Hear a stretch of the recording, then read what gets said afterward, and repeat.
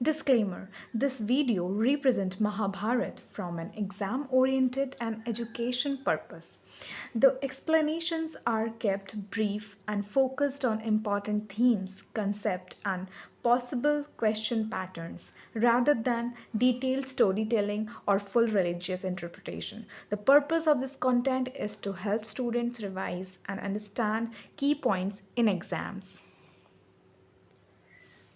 महाभारत महाभारत भारतीय संस्कृति का एक अनमोल ग्रंथ है जिसे महर्षि वेद व्यास ने रचा था। सो यहाँ से आप जान रहे हैं कि महर्षि वेद व्यास ने महाभारत लिखा था। यह केवल एक कथा नहीं बल्कि मानव जीवन, सामाजिक व्यवस्था, धर्म, अर्थशास्त्र, नीति, राजनीति, मनोविज्ञान और आध्यात्मिक तत्वों का संग्रह है। इसमें लगभग 1 लाख श्लोक, 18 पर्व, 100 उपपर्व और कई कहानियाँ सम्मिलित हैं। यह दुनिया का सबसे लंबा महाकाव्य है जिसे पंचम वेद भी कहा जाता है क्योंकि इसमें इतिहास के साथ साथ वैदिक तत्वों का भी ज्ञान अच्छे से समझाया गया है। महाभारत का केंद्रीय बिंदु कुरुवंश की 2 शाखाओं पांडव और कौरव के बीच का विवाद है। विवाद के मूल राज्य का अधिकार, अन्याय, अहंकार और धर्म की परीक्षा है। युद्ध सिर्फ 2 वंशों का टकराव नहीं बल्कि धर्म और अधर्म, सत्य और असत्य, कर्तव्य और लोभ का संघर्ष भी है। महाभारत के प्रत्येक पात्र एक अलग मनोविज्ञान प्रस्तुत करता है। यहाँ कुछ पात्र के बारे में लिखा है जिसमें युधिष्ठिर जो सत्य और धर्म को डिस्क्राइब करता है, अर्जुन शौर्य, संशय और कर्तव्य को दिखाता है, भीम अपना शक्ति और न्याय का प्रतीक है, कर्ण दान, मित्रता और व्यथा का प्रतीक है, दुर्योधन ईर्ष्या और अहंकार शो करता है और कृष्ण ज्ञान, धर्म और अध्यात्म का प्रतीक है। इस प्रकार महाभारत सिर्फ एक युद्ध की कहानी नहीं बल्कि मानव जीवन का दर्पण है।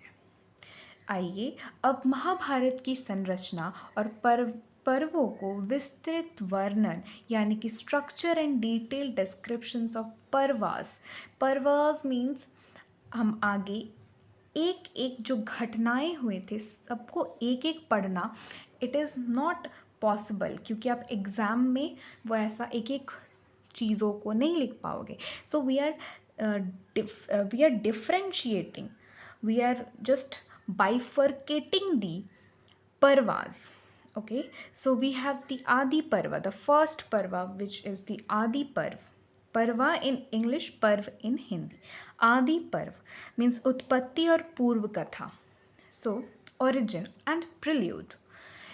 इस पर्व में हमें क्या क्या जानने को मिलता है, चलिए देखते हैं। इस पर्व में कुरुवंश की पूरी वंशावली हम जितने भी हमें महाभारत की स्टोरीज देखी है फ्रॉम टेलीविज़न और हम स्टोरीज़ पढ़ते हैं, वहाँ शांतनु का गंगा से विवाह से ही हम देखते हैं, लेकिन उससे पहले भी जहाँ से हमारा कुरु वंश स्टार्ट हुआ था ना, वहाँ वो वंश की भी वंशाली इसके अंदर आ जाती है। सो शांतनु का गंगा से विवाह, उसके बाद देवव्रत का भीष्म बनना। So they have completely skipped those part की विवाह के बाद जब गंगा कितने कंडीशन रखा था कि वो उससे विवाह करेंगी अगर वो शांतनु उसे कभी ये ना पूछे कि ये क्यों कर रही हो। जब भी वो पूछेंगे या वो बाधा देंगे किसी चीज़ में तो उसी क्षण गंगा उसे छोड़कर चली जाएंगी। सो इतना उसे एग्जैजरेट नहीं करना है, एक्सप्लेन नहीं करना है, डायरेक्ट देवव्रत का भीष्म बनना। अब देवव्रत का भीष्म कैसे बनना था, वो सत्यवती के साथ जो है शांतनु विवाह करना चाहते थे, तो सत्यवती विवाह के लिए प्रस्तुत नहीं थी ड्यू टू रीज़न कि भीष्म ऑलरेडी थे शांतनु के बेटे, और अगर सत्यवती उनसे विवाह करते तो फिर सत्यवती के पुत्र तो राजा नहीं बनते, उनको जो किंग का टाइटल है वो नहीं मिलता, क्योंकि ऑलरेडी भीष्म बड़े बेटे हैं उनके। तो इसीलिए भीष्म देवव्रत जो है एक्चुअली वो त्याग किए थे कि वे आजीवन जो ब्रह्मचर्य रहेंगे, शादी नहीं करेंगे, और कभी भी किंग जो थ्रोन होता है उसके लिए वो कभी जिद नहीं करेंगे। तो देवव्रत वो इतना बड़ा सैक्रिफाइस किए लाइफ में, इसलिए शांतनु ने उन्हें ये भीष्म का टाइटल दिया और एक वरदान भी दिया कि वो अपना उनको एक इच्छा मृत्यु का वरदान मिला कि वो उसे देवव्रत जो है उन्हें कभी भी मृत्यु नहीं छुएंगी, उन्हें इच्छा मृत्यु का वरदान मिला, वो जब चाहेंगे तभी उनकी मृत्यु होगी। आगे बढ़ते हैं। सत्यवती जो है उसको फिर सत्यवती का प्रवेश हुआ और पांडवों का जन्म सब वर्णित है। अब देखिए सत्यवती से पांडवों तक में बहुत चीज़ें हैं जो यहाँ पे स्किप कर दिया गया है, मीन्स आपको एग्ज़ाम में इस तरह से लिखना है क्योंकि वो सब इम्पॉर्टेंट रोल प्ले नहीं करता है। जो सत्यवती थी, इनके दो बेटे थे, एक विचित्र वीर्य थे और एक था और एक चित्रांगद थे। तो चित्रांगद और विचित्रवीर्य दो थे इनके पुत्र, वे दोनों की मौत हो जाती है फॉर सम रीज़न। देन उनके वाइफ के साथ जो नियोग प्रथा होता है उनके उन सत्यवती के ही, याद रखिएगा क्वेश्चन अगर आ जाता है, सत्यवती के दो बेटे थे, एक चित्रांगद थे, एक विचित्रवीर्य थे, लेकिन इनके भी विवाह से पूर्व एक बेटे थे जो थे वेद व्यास। सो वेद व्यास जी जो है, जो एक बहुत बड़े महर्षि है, वो किनके पुत्र थे? सत्यवती के ही पुत्र थे।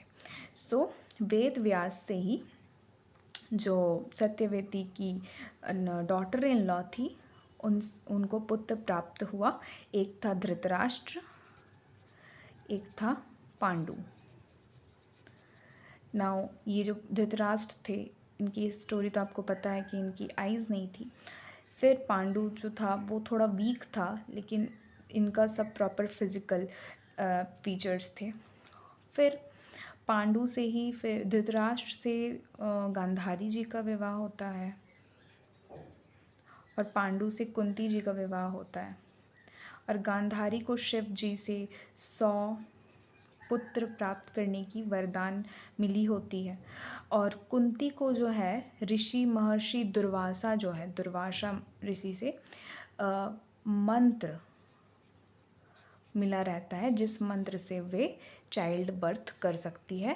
बाई चैंटिंग दैट मंत्र शी कैन कॉल एनी देवता, वो किसी देवता को प्रकट कर सकती है, सन गॉड, वायु गॉड, यम गॉड, किसी को भी प्रकट करके उनसे पुत्र प्राप्त कर सकती है। तो उनको ये मंत्र मिला रहता है। तो इतना आपको नहीं लिखना है, आपको सिर्फ लिखना है शांतनु का गंगा से विवाह, देवव्रत का भीष्म बनना, सत्यवती का प्रवेश और पांडवों का जन्म सब वर्णित है। कुंती को मंत्र द्वारा पुत्र प्राप्त करने का वरदान मिलता है, जिससे कर्ण का गुप्त रूप से जन्म होता है। तो कुंती को ऋषि दुर्वासा से ये मंत्र मिला रहता है, तो बिफोर हर मैरिज वो ये मंत्र ट्राई करती हैं एंड उसे पुत्र प्राप्त मिलता है जो कर्ण रहता है। लेकिन वो कर्ण को फिर वो पानी में कुछ बहा देती है, तो फिर उसे बहुत ही छुपाया रहता है पूरा दुनिया से, कुंती नहीं बताती है कि कर्ण उसका बेटा है। देन पांडवों का दुर्योधन द्वारा लक्षागृह में जलाने की साजिश इसी पर्व में होती है। तो आप देख रहे हो पूरा का पूरा पांडवों के जो मतलब पांडु के जो बेटे हैं, 5 बेटे थे पांडु के। देखिए धृतराष्ट्र के टोटल 100 पुत्र थे। मैं यहाँ थोड़ा अच्छे से लिखती हूँ। Dhritarashtra, T for Dhritarashtra, P for Pandu. तो धृतराष्ट्र के टोटल 100 पुत्र थे, 100 सन्स एंड 1 डॉटर भी थी। ठीक है, सबका नेम नहीं याद करना है। 100 सन्स में सिर्फ आप 2 जन का नाम याद रखिए। एक का है मेन कैरेक्टर जो है वो दुर्योधन था, दुर्योधन और दुशासन। पांडु के 5 पुत्र थे। सबसे पहले जो है वो आते हैं युधिष्ठिर, फिर आते हैं भीम, फिर आते हैं अर्जुन, देन आते हैं हमारे नकुल और सहदेव, नकुल एंड सहदेव। ठीक है, तो ये इम्पॉर्टेंट है, इसलिए मैं इन लोग कैरेक्टर्स के बारे में आपको बता दी। तो ये सब, इन्हें पांडव कहा जाता है, इन्हें कौरवास कहा जाता है, इन्हें पांडवास कहा जाता है। ठीक है, फिर बहुत कुछ होता है, इनका पूरा जो चाइल्डहुड था वो पूरा इसके अंदर ही आ जाता है, आदि पर्व में सब कुछ होता है। उसके बाद जब लक्षागृह का बहुत वो फेमस है, लक्षागृह में जो दुर्योधन था ना, वो पांडवों को जलाने का साजिश रखता था शकुनी के साथ। तो वो चीज़ था इसमें, तो यहाँ तक वहाँ वो कवर हो जाता है। फिर सभा पर्व, सेकंड पर्व जो आता है द्यूत, वस्त्रहरण, वनवास। तो द्यूत जो होता है डाइस गेम, ठीक है, इसमें राजसूय यज्ञ और शकुनी की चालबाजी का वर्णन है। जुए का खेल के माध्यम युधिष्ठिर अपना राज्य भाई और अंत में द्रौपदी को भी हार देते हैं। ठीक है, द्रौपदी का वस्त्रहरण महाभारत की सबसे दुखद और आग भड़काने वाली घटना है।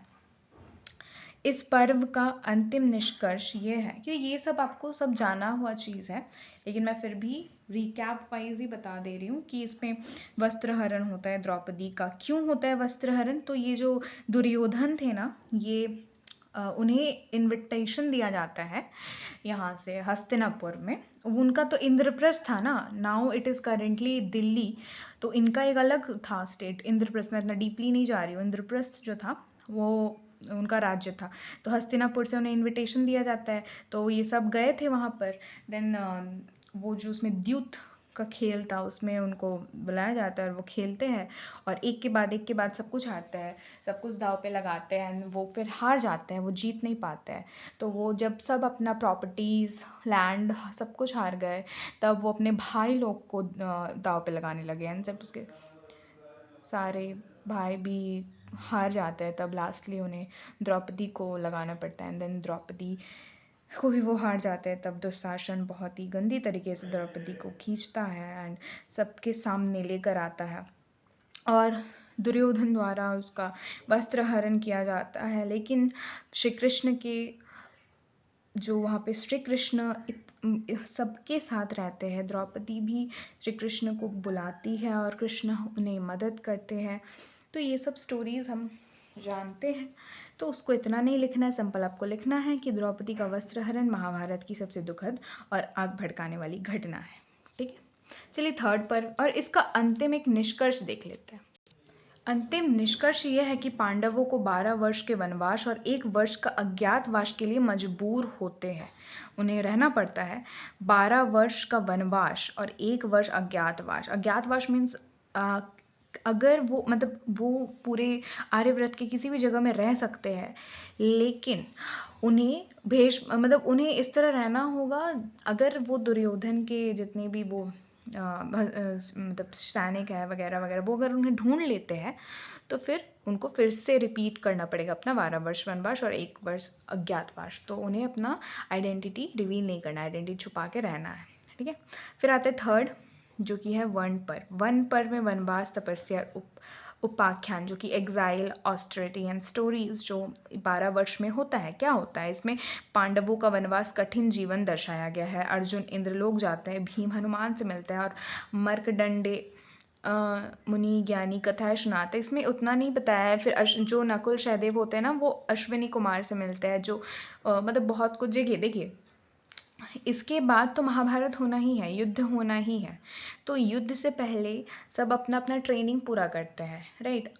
तो नकुल सहदेव ज़्यादा मेंशन नहीं किया गया है, लेकिन उनके बारे में भी आपको जानना चाहिए। वो अश्विनी कुमार से भी वो बहुत कुछ सीखते हैं अबाउट मेडिसिन्स। ठीक है, तो सब कुछ वो भी उनके बारे में बहुत सारी चीज़ें जो आपको जाननी चाहिए।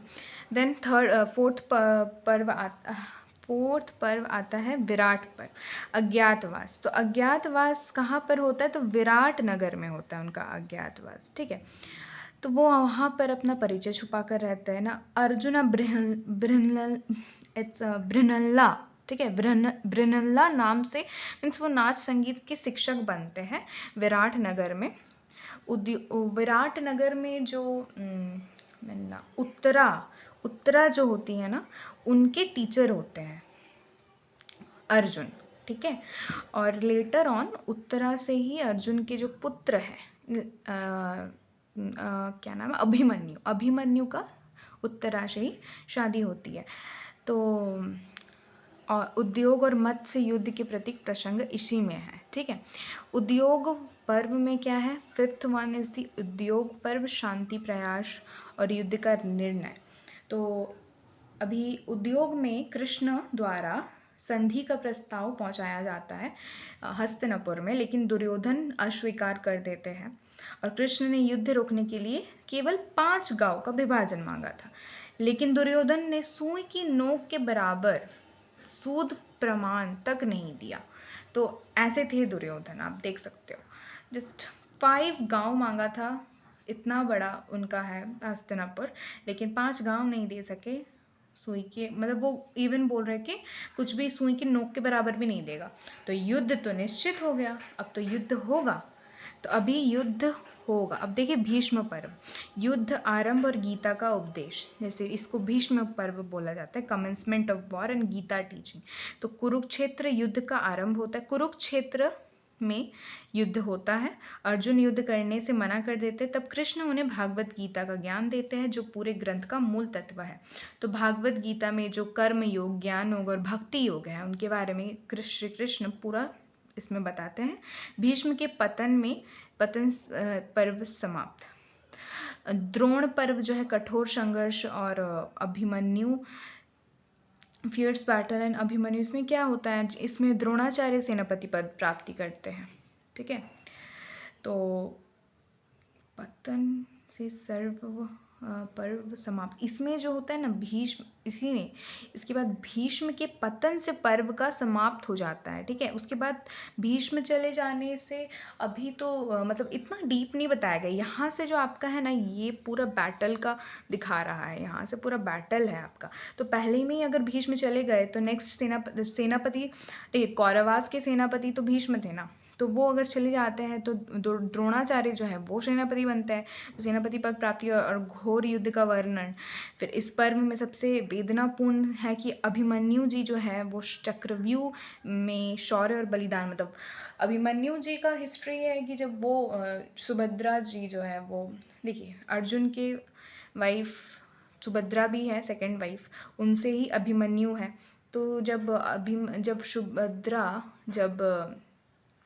प्रेग्नेंट थी, तब अर्जुन उन्हें स्टोरी सुना रहे थे कि चक्रव्यूह इस तरह से बंद, चक्रव्यूह में इस तरह से अंदर जाना रहता है, फिर चक्रव्यूह से बाहर निकलना रहता है। तो वो स्टोरी सुनते सुनते ना वो सो गई, तो वो जब तक अंदर जाना रहता है उतना ही स्टोरी सुनी। तो ऐसा बोला जाता है कि अभिमन्यु जो है वो तभी जन्म से पहले उन्हें इतना ज्ञान हो गया था कि चक्रव्यूह के अंदर कैसे जाना रहता है, पर उनको ये नहीं पता था कि बाहर कैसे आना रहता है।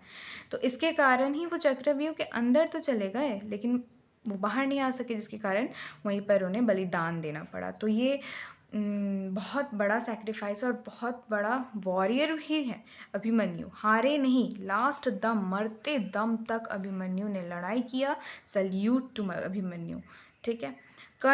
फिर कर्ण पर्व आते हैं, जिसमें अर्जुन और कर्ण युद्ध बताया जाता है। इस पर्व में कर्ण सेनापति बनते हैं एंड अर्जुन और कर्ण का युद्ध महाभारत का कुल शिखर है, ठीक है। कर्ण का जमीन में फंसा हुआ रथ, उसका श्राप और अंत में अर्जुन की विजय, यह सब बहुत गहन वाक्यम वर्णित। देखिए कर्ण जो है ना एक ट्रैजिक हीरो है। देखिए पांडवों, ऐसे देखा जाए ना तो जो किंग होना चाहिए ना वो कर्ण को ही होना चाहिए। कुंती के प्रथम पुत्र कर्ण थे, तो कर्ण को ही किंग होना चाहिए था, लेकिन वो हो नहीं पाए। कर्ण का जो पूरा चाइल्डहुड है वो सिर्फ इसी को मतलब प्रूफ करने में लग गया कि वो सूत पुत्र होने के बावजूद उसके अंदर स्किल्स है, उसके अंदर वो इतने अच्छे आर्चर है, इतने अच्छे योद्धा है, फिर भी उन्हें सब कहते हैं तुम सूत पुत्र है तुम।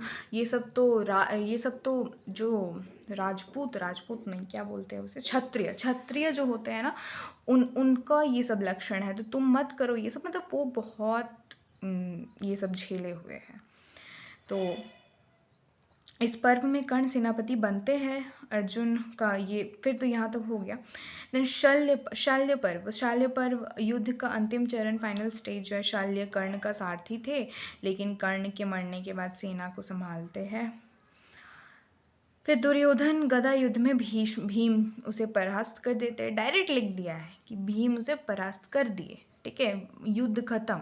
इतना नहीं टालना है आपको इन एग्जाम, डायरेक्ट लिख दीजिए। सौप्तिका पर्व अत्याचार और बदला, ठीक है। क्या है सौप्तिका पर्व? अब जब सब मर गए, कौरवास जितने 100 के 100 कौरवास पूरा सब खत्म हो गया, तब जो अश्वत्थामा थे, अश्वत्थामा कौन है? द्रोणाचार्य के पुत्र अश्वत्थामा। वो बोले कि मेरे दोस्त को ऐसा, इनके तो सब दोस्त थे ना, वो दुर्योधन दुशासन वगैरह पूरा कौरव तो इसके दोस्त थे। तो ये बदला लेने के लिए पहुंचा पांडु लोग का टेंट वगैरह में, और वहाँ पे रातों रात 5 पांडु सोए हुए थे, उन्हें ख़त्म कर दिया, मार दिया। लेकिन वो एक्चुअली पांडवाज नहीं थे, वो पांडवों के पुत्रों थे।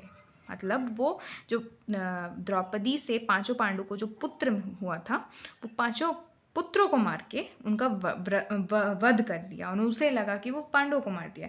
तो यह पर्व युद्ध के बाद जो अत्याचार को दिखाता है, ठीक है। उसके बाद स्त्री पर्व में क्या है? शोक विलाप, जो ग्रीव था, सब रो रहे थे, ठीक है। और इतने रोने धोने में जो गांधारी का श्राप, गांधारी का तो पूरा अपना वंश खत्म हो गया ना, सारे के सारे सब मर गए तो वंश खत्म हो गया। तो वो यादवों के नाश का कारण बनता है। कैसे? क्योंकि वो श्राप दे दी थी कि श्री कृष्ण के कारण ही ये सब हुआ है, श्री कृष्ण। तो इसीलिए श्री कृष्ण जिस वंश से थे, यादव वंश से थे, तो वो श्राप देती है कि यादव वंश का भी नाश होगा, ठीक है। फिर शांति पर्व में राजधर्म, नीति और शासन बताता है। शांति पर्व में duty of a kings, ethics and governance, Bhishma Pitamah सरस्या पर लेटे लेटे राजधर्म, आपधर्म, नारी धर्म, प्रशासन धर्म, नीति, विदुर नीति और शांति नीति का विस्तृत ज्ञान। देखिए, भीष्म पितामह जो है वो पतन हुआ था, इन दैट हम लोग देखे थे ना, दैट इज़ नॉट मृत्यु, उनकी इच्छा मृत्यु। तो वो सरशैया पर लेटे हुए थे, वो उस कंडीशन, वो जो सरशैया मतलब ना बाण का सरशैया, ऐसा नहीं कि उनको आराम से लेटे हुए गद्दा पर, नहीं, जो बाण का सरशैया होता है ना उस पे लेटे हुए थे। और एक शिखंडनी एक कैरेक्टर आता है, ठीक है, इतना डीप नहीं जाना है। शिखंडनी के कारण ही भीष्म पितामह का जो मृत्यु होता है। शिखंडनी का सेकंड जन्म शिखंडनी है, उससे पहले जन्म में वो 3 बहनें थी ना, अम्बा, अम्बालिका और अंबिका। तो अंबिका जो थी, अंबिका वही शिखंडनी होती है। तो वो और हिस्ट्री है, मैं उतना डिटेल में नहीं जा रही हूँ। तो उनके कारण ही ये जो भीष्म पितामह का मृत्यु का कारण बना था, वो जानना है तो आप उसे और डीप में पढ़ सकते हो दूसरे बुक से। देन वी हैव यह पर्व एक राजनीतिक शास्त्र या नीति ग्रंथ के रूप में माना जाता है। देन अनुशासन पर्व, तो सदाचार और दान धर्म इसमें होता है। इसमें दान, आचार, कर्म, व्यवहार, नीति, ब्रह्मचर्य, गृहस्थ और मोक्ष सबका विस्तृत चर्चा होता है। बाकी पर्व जितने भी बचे रहते हैं उसमें वंश का विनाश होता है, अश्वमेध, महाप्रस्थान और Swargarohan, destruction of dynasty, Ashwamedha, great departure and ascent to heaven. अब ऐसा बोला जाता है कि ना पांडवों में भी सब हेवन में नहीं गए थे, वो भी हेल में गए थे। अब वो सब तो कहानियाँ हैं, लेकिन आप इतना लिखना, यादव कुल का विनाश हो जाता है कैसे, कृष्ण का देह त्याग। अभी कृष्ण का देह त्याग कैसे होता है आपको पता है ना, वो सब स्टोरी, जो शिकारी वो उन्हें हिरण के कुछ समझ के बाण चलाता है, उनके लग जाता है पैर में। देन पांडवों का स्वर्ग यात्रा, यहाँ लिखा है स्वर्ग यात्रा, लेकिन इसमें से सिर्फ युधिष्ठिर ही स्वर्ग में प्रवेश कर दिए थे। युधिष्ठिर स्वर्ग पर प्रवेश सब वर्णित है इसी बाकी के पर्व सब में।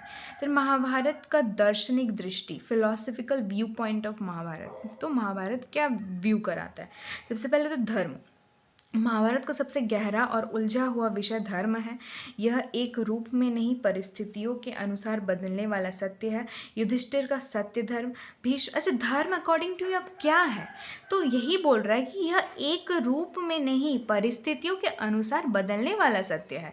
युधिष्ठिर का सत्य धर्म, भीष्म का प्रतिज्ञा धर्म, अर्जुन का योद्धा धर्म, कर्ण का मित्र धर्म। धर्म के कार्य, अभी जो भीष्म थे, जब वस्त्रहरण चीरहरण जब हो रहा था वहाँ पर, उस समय भीष्म पितामह भी धर्म में बंधे थे, द्रोणाचार्य वहाँ धर्म में बंधे हुए थे, जिस कारण वो कुछ विश्वामित्र, ये सब के सब महापुरुष वहाँ पर थे, लेकिन वो फिर भी रोक नहीं पाए क्योंकि सब अपना अपना धर्म निभा रहे थे। अब उनके लिए जो धर्म था वो धर्म नहीं है एक्चुअली, क्योंकि धर्म जो होता है वो परिस्थितियों के साथ साथ चेंज होता है। तो वही कृष्ण हमें सिखाते हैं।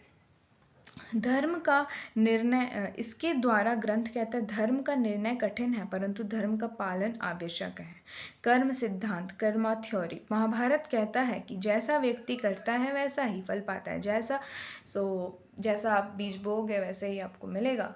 ठीक है, तो यही तो मेन मतलब है इसका महाभारत का।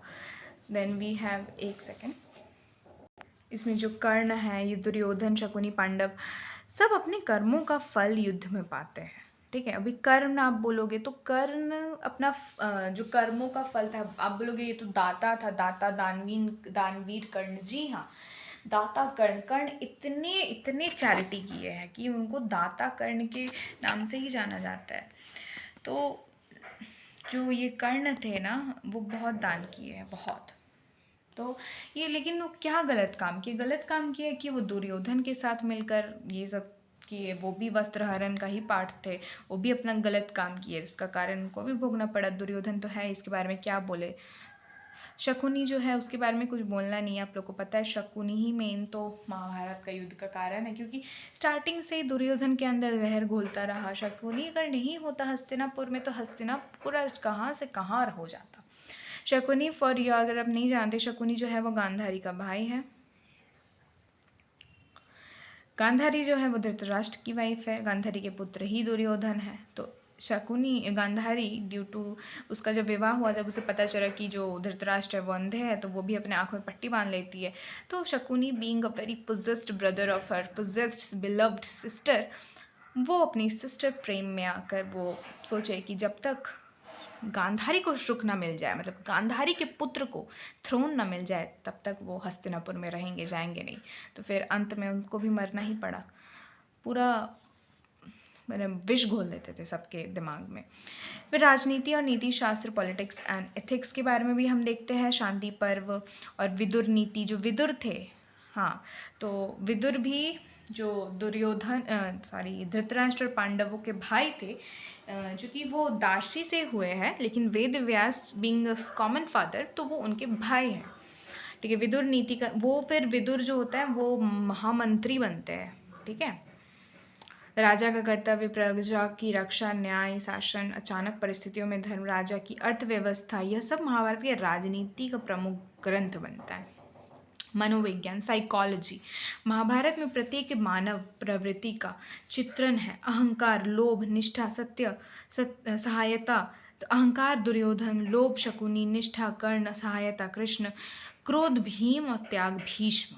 इसीलिए इसे मानव मनोविज्ञान की पाठ्य पुस्तक, ह्यूमन साइकोलॉजी का टेक्स्ट बुक भी कहा जाता है। महाभारत के प्रमुख पात्र क्या क्या है एक बार देख लेते हैं, आपको तो पता ही है। श्री कृष्ण, धर्म संस्थापक, एस्टैब्लिशर ऑफ धर्म।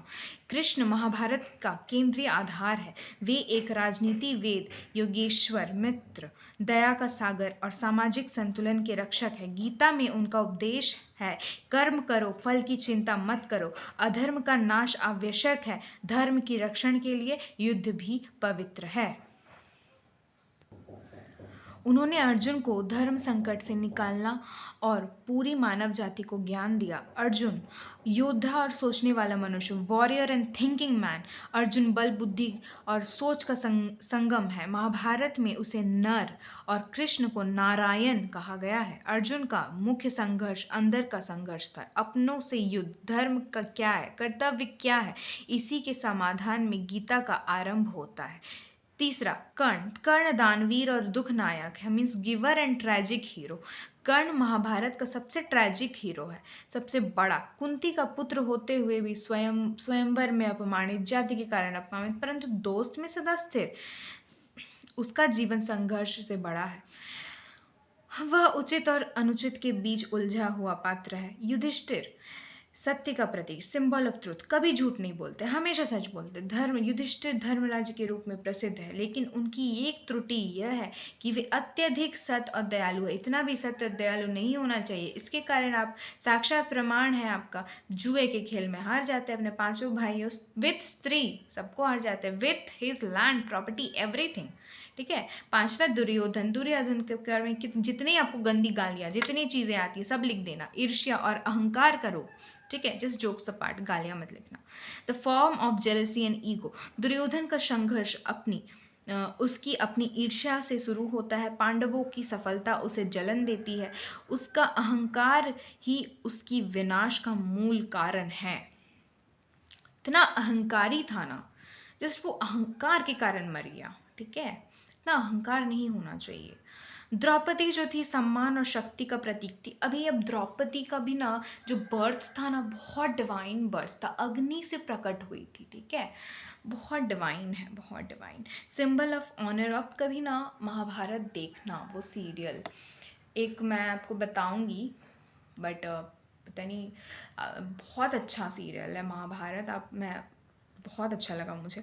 द्रौपदी महाभारत का सबसे शक्तिशाली और वास्तविक पात्र है। वस्त्रहरण की घटना ने युद्ध के बीज को पूरी तरह सींच दिया, है ना। उसका बदला ही महाभारत की केंद्रीय प्रेरणा का कारण बना। महाभारत के युद्ध के कारण, रीजंस ऑफ महाभारत, अभी आपको रीजन पूछ सकता है, तो महाभारत के युद्ध के कारण क्या है। सबसे पहला राज्याधिकार का विवाद, दुर्योधन का अहंकार, शकुनी की नीति और द्यूत का खेल, द्रौपदी का अपमान। कोई एक रीजन नहीं है ना। आपको बोलेगा महाभारत किस लिए हुआ, तो आप ऐसे नहीं बोलेंगे नहीं वस्त्र हरण द्रौपदी का हुआ उसके लिए हुआ, नहीं जी। राज्य अधिकार का विवाद, राज्य में अधिकार भी तो नहीं मिल रहा था पांडवों को। दुर्योधन का अहंकार इतना था, शकुनी की नीति और द्यूत का खेल, द्रौपदी का अपमान, कुरु राज्य में अन्याय, भीष्म का मौन समर्थन, साइलेंट सपोर्ट। भीष्म पितामह चाहते तो वो कुरुओं को छोड़कर आ सकते थे, लेकिन वो तो अपने जो उनका जो क्या बोलते हैं उन्हें, वचन लिया था कि वो आजीवन कुरुओं के लिए वो लड़ते साथ रहेंगे, सपोर्ट करेंगे, तो उसके कारण धृतराष्ट्र का पक्षपात। गाँव में एक तो इंसान का आंख नहीं है, इतना पक्षपात, इतना एक तरफा देखता है। मतलब पांडवों के बेटे ही तो है, अपने भाई के बेटे ही तो है, उनको कभी भी ये नहीं किए, सपोर्ट नहीं किए। पांडवों का धर्म और कर्तव्य, ठीक है, पांडवों का, यह सब मिलकर ऐसी परिस्थिति बना देता है जिसमें युद्ध अनिवार्य हो जाता है। भागवत गीता का महत्व, इंपॉर्टेंस ऑफ भागवत गीता क्या है। गीता महाभारत का आध्यात्मिक हृदय है। यह 700 श्लोक का ग्रंथ है। कृष्ण और अर्जुन के संवाद के रूप में लिखा गया है। इसमें 3 मुख्य मार्ग का वर्णन है। कर्म योग, कर्तव्य करो, ज्ञान योग, आत्मा का ज्ञान, भक्ति योग, ईश्वर से एक रूप होना। गीता के अनुसार आत्मा अजर अमर अव्यय है। कर्म की शुद्धि मोक्ष देती है, धर्म की रक्षा कर्तव्य है। गीता का संदेश पूरी दुनिया में महत्व रखता है। महाभारत का सामाजिक और सांस्कृतिक महत्व है, social and cultural significance. Mahabharata Hindu धर्म का आधार स्तंभ है। इसमें वर्ण व्यवस्था, विवाह संस्कार, राजा प्रथा, शिक्षा, स्त्री की भूमिका, दान, युद्ध, सामाजिक कर्तव्य, धार्मिक मर्यादा, सबका विस्तार है। एग्ज़ाम पॉइंट ऑफ व्यू से पूरा महाभारत हमने इस वीडियो में कवर कर लिया। अगर आपको भागवत गीता भी एग्ज़ाम पॉइंट ऑफ व्यू से समझना है तो आप कमेंट कर सकते हैं, नेक्स्ट वीडियो मैं वही लाऊंगी। Thank you. और रामायण भी अगर आपको समझना है तो कमेंट कर देना।